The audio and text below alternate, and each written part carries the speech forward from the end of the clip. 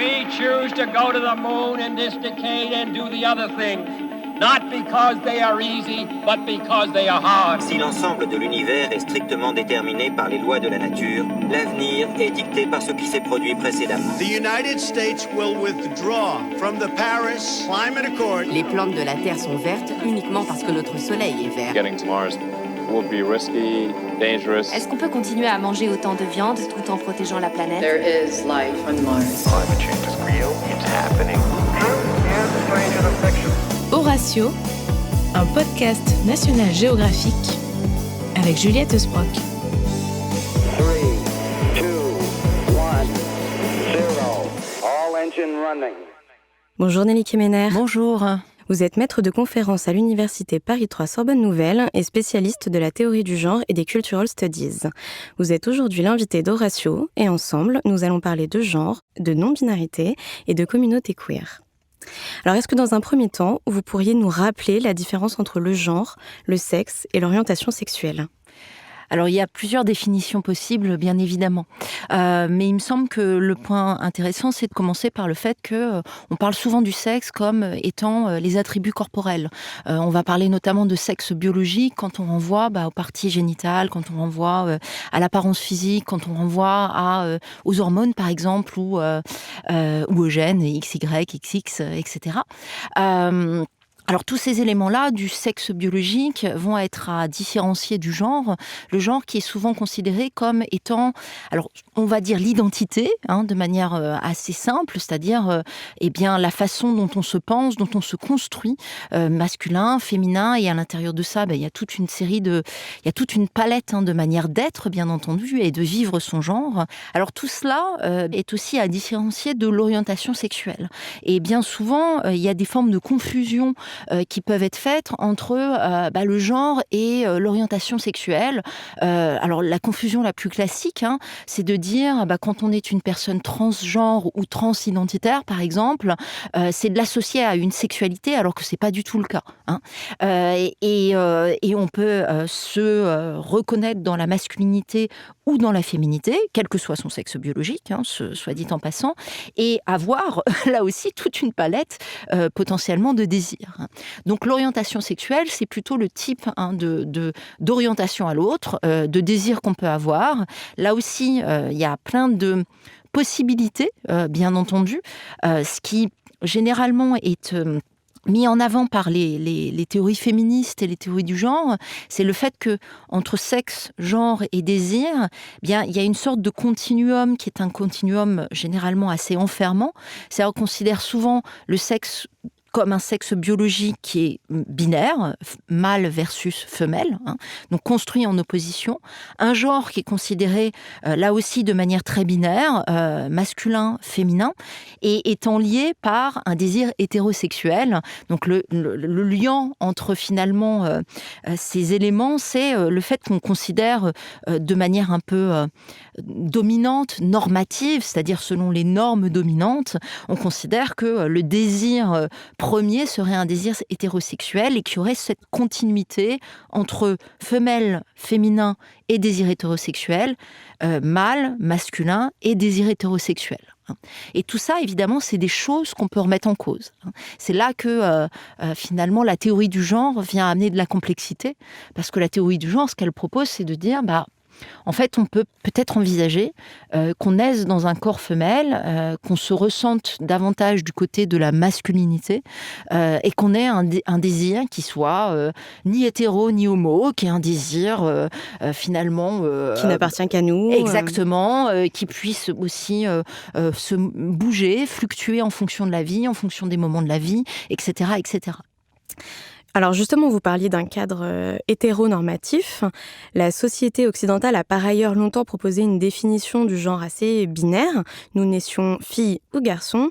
Et ce sexe biologique définissait alors notre identité de genre pour toute notre vie. Est-ce qu'on sait comment s'est construite cette vision du genre ? Alors, Cette vision de binaire du genre, en réalité, elle est celle qui a présidé à beaucoup d'organisations sociales dans les sociétés occidentales. Alors, il faut faire attention à la façon dont on la pense et à ne pas trop l'universaliser. En réalité, si on met de côté le genre et qu'on regarde le sexe lui-même, le corps lui-même et le sexe est aussi une construction sociale. Et ça, c'est peut-être un déplacement assez inattendu que propose notamment une des théoriciennes du genre, l'une des plus connues, Judith Butler, et à l'appui aussi de toute une série d'écrits en biologie notamment. Et Butler nous dit, le sexe lui-même est construit, il a été aussi construit scientifiquement parlant pour appréhender, matérialiser les corps et les faire rentrer dans 2 catégories binaires. Mais en réalité, si on garde le corps lui-même, il est très difficile de désigner ce qu'est en réalité le sexe. Pourquoi ? Eh bien, essayons d'imaginer. Alors, il y aurait que 2 types de corps. D'un côté, les corps mâles et de l'autre côté, les corps femelles. Quid des personnes intersexes ? C'est des personnes qui ont des organes génitaux dont on sait déterminer s'ils sont des organes mâles ou femelles. Et là, c'est un exemple extrêmement frappant parce que on se dit, mais souvent pour les personnes intersexes, l'une des violences que historiquement ils et elles ont vécu, elles ont vécu, c'est que on a voulu réassigner. La médecine a voulu réassigner les personnes intersexes et leur soit augmenter la taille de leurs organes sexuels génitaux pour pouvoir faire correspondre à une taille qu'on considérait comme être un pénis normal, entre guillemets, soit faire en sorte que ça redevienne un vagin selon des normes normales, dites normales, ou selon certaines normes. Mais là, on voit tout l'arbitraire. C'est-à-dire qu'en réalité, ces corps, ils existent. Mais les organes génitaux ne sont pas les seuls éléments. Il peut y avoir, au niveau des hormones, toute une série de choses qui peuvent être considérées comme des anomalies, mais en réalité, ce n'est pas des anomalies. Ce sont des anomalies à partir du moment où on considère qu'il n'y a que 2 types de corps. Mais si on considère que les corps ont aussi toute leur complexité, alors on va se rendre compte que, il n'y a pas que 2 sexes, mais il y a toute une série de corporalités et de sexes. Anne Fausto-Sterling, qui est une biologiste, dit qu'il y a 5 sexes, par exemple. Donc elle revisite cette catégorie-là aussi. Les modes d'interprétation du corps, les modes d'interprétation ensuite du genre, ont produit un système social, un système de régulation des corps et des pratiques qui devient particulièrement binaire et qui devient aussi très enfermant. Alors, comme vous l'avez dit, pendant longtemps, on a construit ces catégories binaires. Et aujourd'hui encore, pour beaucoup, la transidentité, c'est-à-dire quand le genre ressenti est différent du sexe biologique assigné à la naissance, se résumerait à transitionner du féminin vers le masculin ou l'inverse. Mais la transition médicale, déjà, elle n'est pas automatique et elle n'est pas non plus représentative. Et la notion de genre, est-ce qu'aujourd'hui, elle semblerait pas beaucoup plus fluide, beaucoup plus multiple ?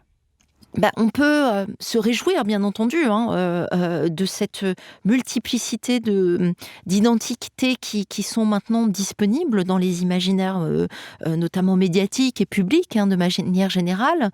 Et en même temps, il ne faut pas non plus penser que on serait dans un moment de totale liberté à vivre son genre aujourd'hui.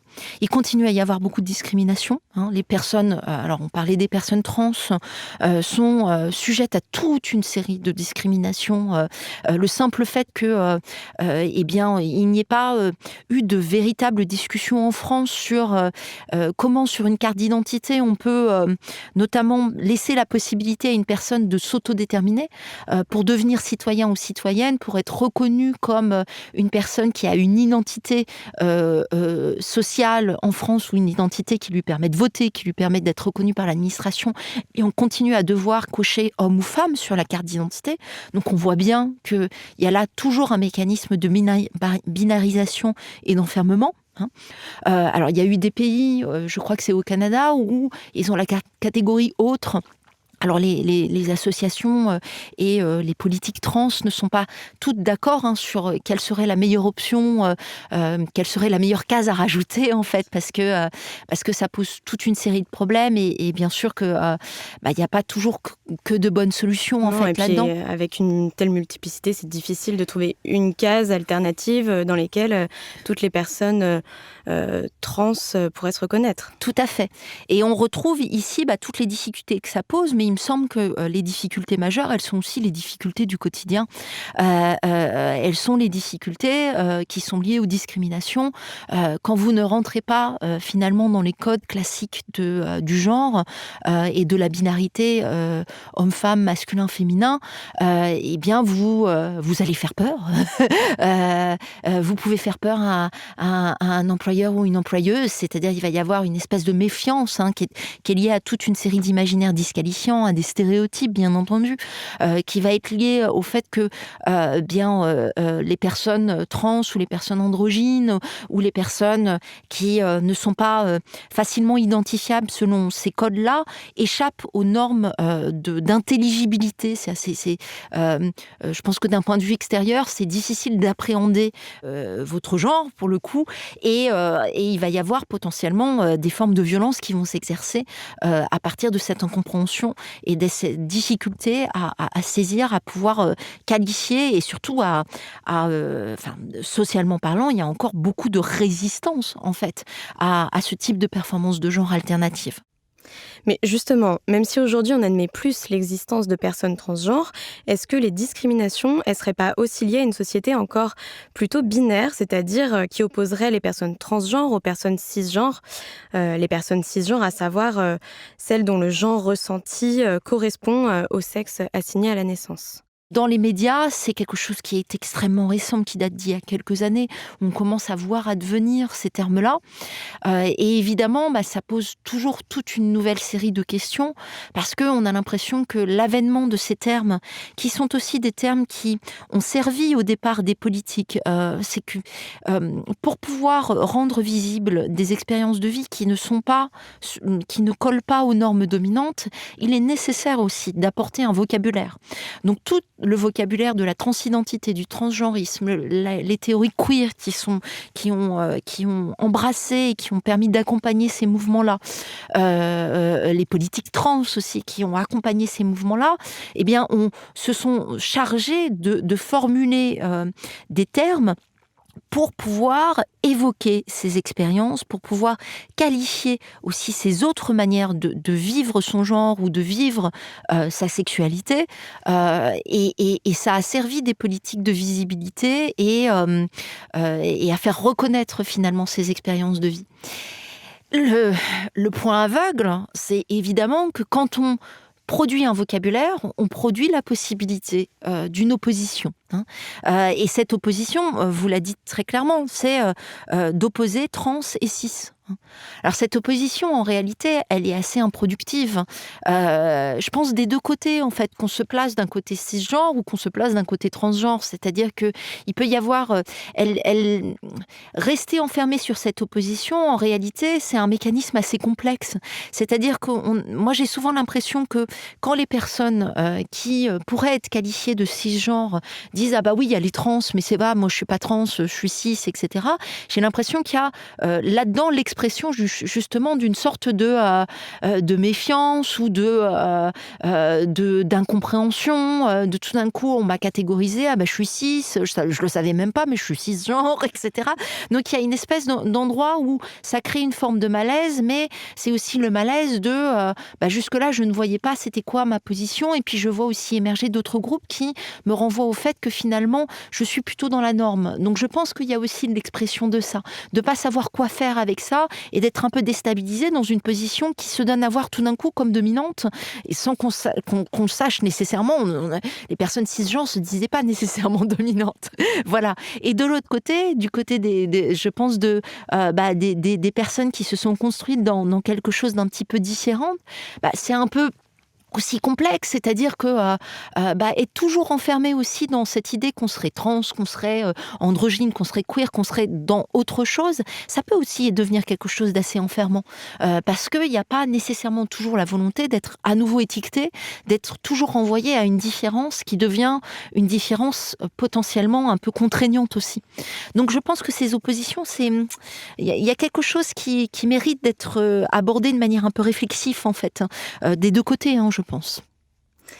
D'ailleurs, vous parliez donc d'évolution des termes. J'aimerais maintenant aborder avec vous un terme que vous avez employé depuis le début de cet échange, qui est le terme queer, à savoir la lettre Q de l'acronyme LGBTQI+. Alors ce terme, il existe, ou du moins il est employé depuis au moins les années 70, et il est très répandu dans la communauté LGBT, mais il commence seulement à se démocratiser auprès du grand public. Est-ce que vous pourriez le définir ou le redéfinir pour nos auditeurs ? Alors, je vais définir le mot queer par une négation. Queer n'est pas une identité.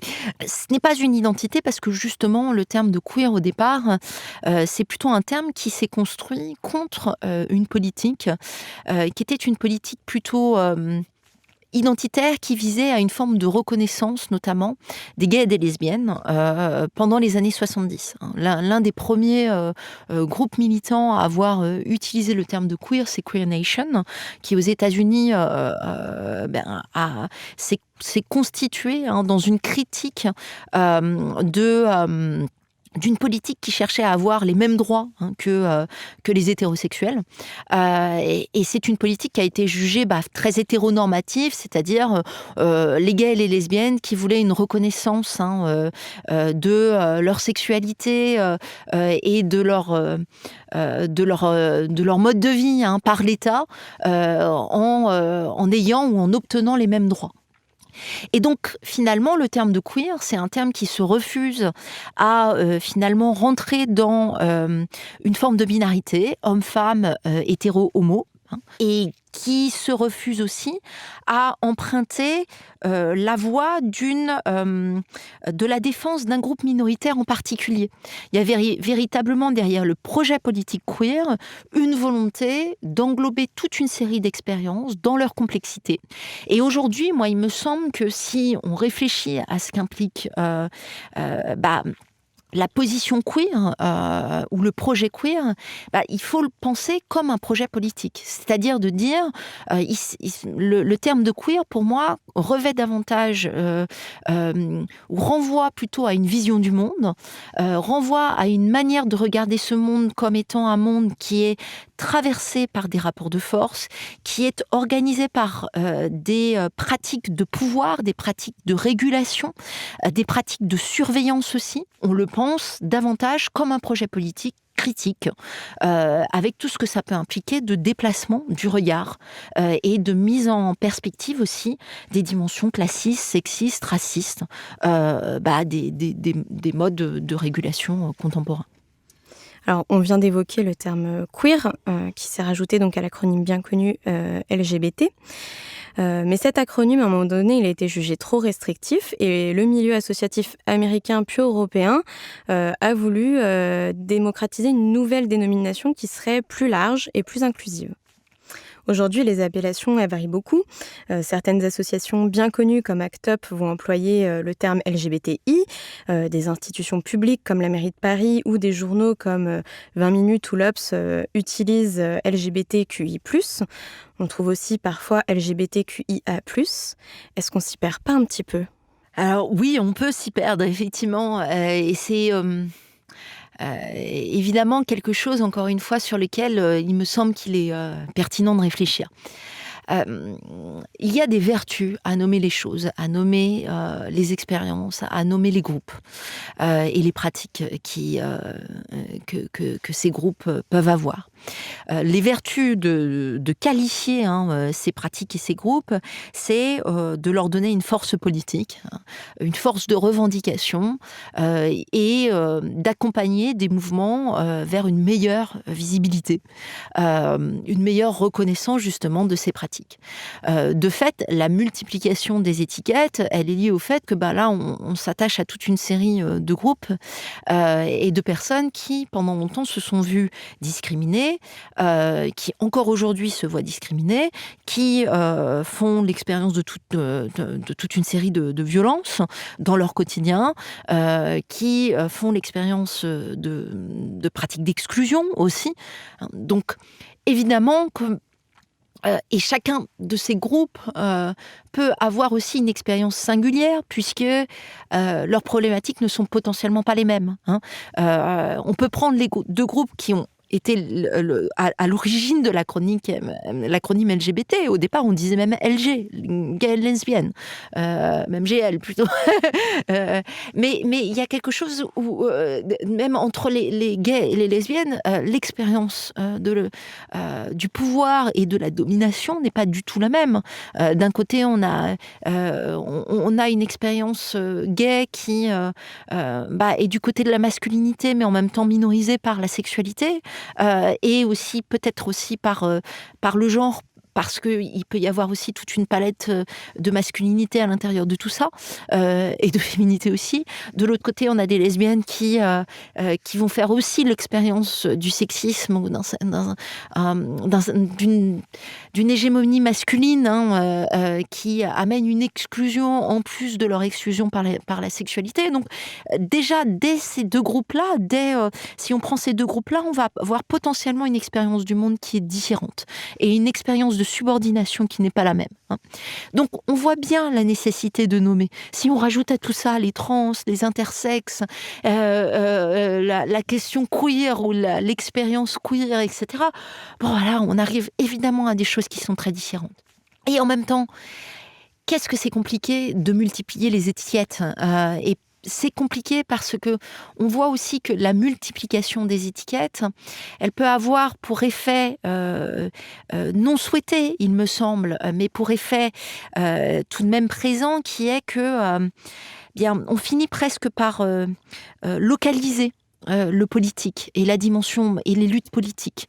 On finit par les renvoyer à quelque chose qui est toujours plus petit, au risque peut-être d'oublier ou de mettre un peu de côté un projet plus global, et presque d'individualiser un petit peu les luttes politiques et en tout cas les manières de se construire aussi à travers ces luttes politiques. Il est tout à fait normal que le monde associatif militant soit finalement traversé par ces contradictions et qu'il ne soit pas si simple d'aller au-delà, parce que on est dans des moments où il y a besoin de faire reconnaître et en même temps il y a besoin potentiellement de dépasser aussi. Alors, on voit bien que l'un des enjeux principaux de la conception des genres et des sexualités, c'est l'enjeu de la représentation. En 2017, le magazine National Geographic a consacré sa une à une personne transgenre dans le cadre d'un dossier sur la révolution du genre. Mais est-ce qu'avant tout, la révolution du genre, ça ne passerait pas par une révolution de la représentation des genres dans les médias ? Les médias sont l'un des vecteurs de la transformation des imaginaires, du genre de manière générale. Il y a une autrice que j'aime beaucoup, Teresa de Lauretis, qui a écrit dans les années 80 « Le genre est une représentation et sa représentation est sa construction ». Ce qu'elle veut dire par là, c'est que finalement, le genre se construit avant tout par le biais de discours, par le biais des représentations qui en sont données. Et que l'un des secteurs de la lutte, l'un des endroits même premiers de ce déplacement dans les conceptions du genre, c'est les représentations.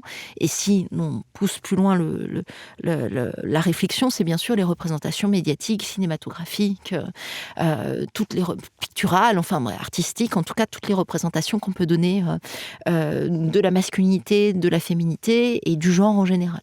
Moi, je crois très clairement qu'il y a du côté des médias, du côté de la culture de manière générale, un terrain de lutte premier. Oui, parce qu'aujourd'hui, on est dans une société post-industrielle dans laquelle, évidemment, on a des pratiques de consommation médiatique. On a eu un usage des téléphones portables, de toute une série de dispositifs numériques, en fait, qui amènent à se dire que c'est à cet endroit précisément que peuvent se transformer les conceptions qu'on a de soi, les imaginaires à disposition.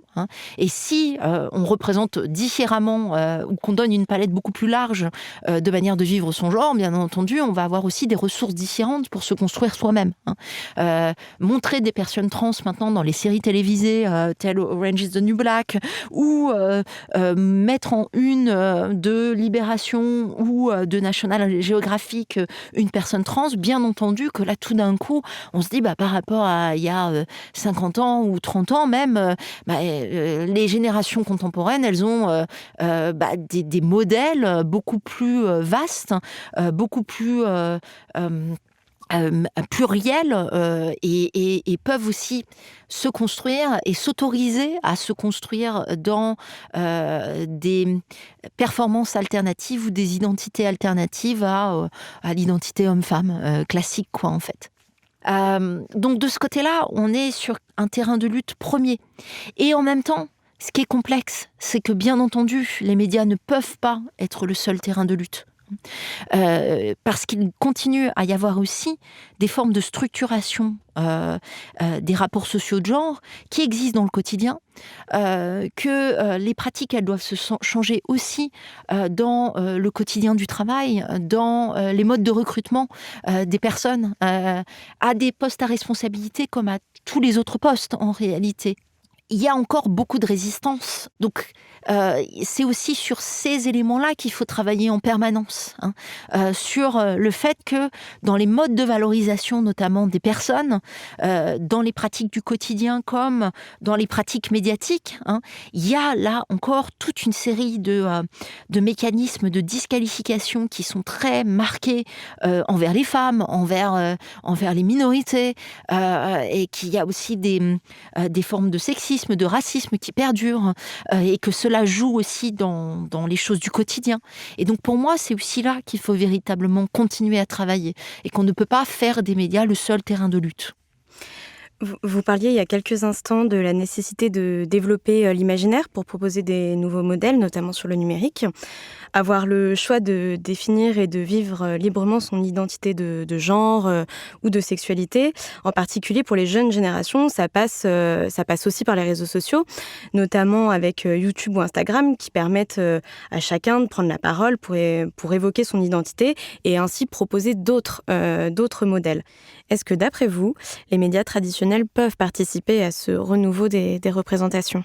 Les médias traditionnels, traditionnellement, sont plutôt du côté de ce qui fait autorité, dans une pratique plutôt d'une sorte de consensus, entre guillemets, parce que l'un des objectifs quand même, par exemple des grandes chaînes de télévision, des grandes antennes de radio, des journaux quotidiens nationaux, c'est de toucher un public relativement large, et donc il va y avoir nécessairement un temps plus long dans l'absorption, l'appropriation des politiques minoritaires et des discours, des contre-discours d'une certaine façon. Aujourd'hui, ça se passe beaucoup sur Internet, mais il n'y a pas que ça en réalité. Il peut y avoir, il y a aussi toute la mode des podcasts, de fait. Donc il y a plein de pratiques médiatiques qui sont un peu à côté des médias traditionnels, et que là, il y a un foisonnement, il y a beaucoup de types de discours qui adviennent. Et ce qui est intéressant, c'est que on voit aussi des gens qui passent de l'un à l'autre, qui passent du podcast à des antennes, à des antennes beaucoup plus grand public, donc des podcasts féministes qui vont se retrouver avec une émission sur une grande antenne de radio nationale, en fait, ou des chaînes de télévision qui vont aller diffuser des documentaires. Alors Arte est assez fan de tout ça, ou plein de chaînes, évidemment, de la TNT, du câble, etc., où il va y avoir des documentaires qui vont être faits par des personnes qui sont proches parfois de ces problématiques, des problématiques trans, intersexes, queer, etc., et qui vont véritablement en parler et produire des documentaires depuis un regard informé de l'intérieur, en fait. Donc, ce sont ces passerelles qui sont intéressantes à discuter, à voir, à mettre en avant, peut-être à regarder avec un œil affûté, puisque justement, c'est là aussi que l'on voit des formes de déstabilisation d'un discours très grand public. Et même si c'est un temps plus long, il n'empêche que ces passerelles, elles existent. Et donc, ce sont sans doute celles-là qui sont à investir. Ceci dit, tout le monde ne peut pas attendre l'évolution des grands médias pour trouver des modèles et des choix alternatifs. Est-ce qu'à ce moment-là, pour les jeunes générations, ce ne seraient pas les réseaux sociaux qui deviendraient alors le vecteur majeur de cette possibilité de choix ? Alors bien sûr que ce sont des